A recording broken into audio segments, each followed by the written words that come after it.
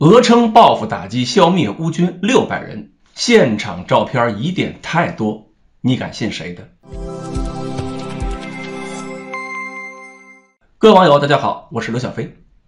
俄军呢动员兵集体开 party， 结果被乌军海马斯火箭炮打中所在建筑，这件事儿发生之后，俄方公布的死亡数量已经上升到了89人了。那么俄军呢也马上对顿巴斯地区的克拉马托尔斯克市进行了报复，这回俄军打的也是学校宿舍，认为这个大学呢也成了乌军的临时军营。俄军宣布在空袭中打中了47号宿舍还有28号宿舍，两个楼里边当时一共住了1300名乌军士兵，所以俄罗斯说这次打击造成了乌军600人死亡。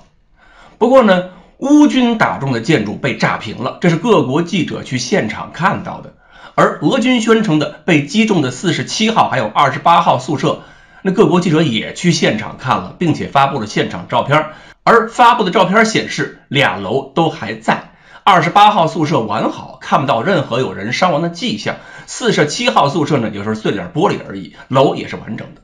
乌方还发表声明说，俄军的情报信息不准，当时这个学校里边是没人的，是空的。所以呢，从照片上看没有什么伤亡痕迹，倒也对得上。最显眼的就是两个宿舍楼边上都有弹坑，从照片上看貌似也是证明了俄军导弹又打偏了。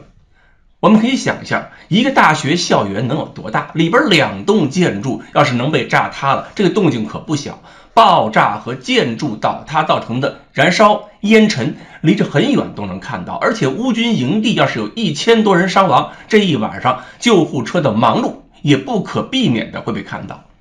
当初基辅遭受巡航导弹打击的时候，也都有导弹命中的现场视频，所以真有这么大的伤亡，这些痕迹也根本不可能一晚上全消除掉。那么俄军所说的战果应该是不准的。不过媒体公布的2个照片呢，也开始让我觉得有点奇怪，因为2个弹坑都基本上紧挨着建筑物墙边，但是建筑物墙面上甚至看不出一点点爆炸造成的损伤，好像太干净了。那弹坑呢还是不小，那导弹或者是火箭弹的破片都去哪儿了呢？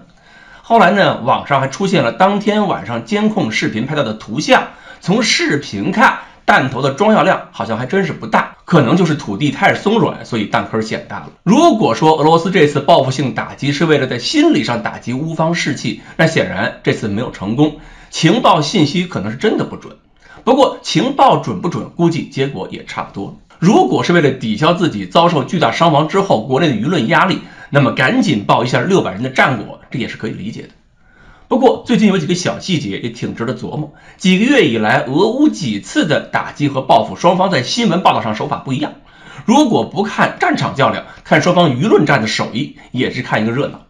比如我们经常看到乌克兰袭击俄军基地之后，先保持沉默，让俄方媒体先说话。比如俄罗斯会说是不是烟头造成了爆炸，巡洋舰是导弹打沉的还是自己玩沉的。而俄方打击乌方之后呢，这个经常会在第一时间之内立刻宣布打死乌军多少人。但是打击地点如果不是在俄军的控制区域内，那伤亡人数怎么清点的呢？而且现在俄方宣称击毁的海马斯发射车的数量比乌军拥有的总量还多，可见在舆论战方面，俄方的手法并不是很巧妙。这种情况出现多了，自己的公信力自然就会一落千丈。更要命的是，俄罗斯的公信力降低之后，很多受众会反而觉得对方即使说了谎话，那也是真的。不仅俄罗斯如此，美国、英国这些国家在中国国内也是因为这种事儿干得太多，把自己名声搞臭了。而俄罗斯媒体进行报道之后，又经过了咱们国内各大媒体的转发和放大，俄军的战果就不仅仅是600名乌军了，还增加了800枚海马斯火箭弹。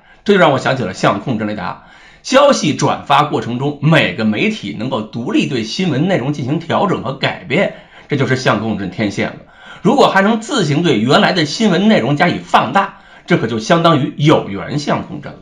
这充分体现了什么叫有源相控阵的白菜化。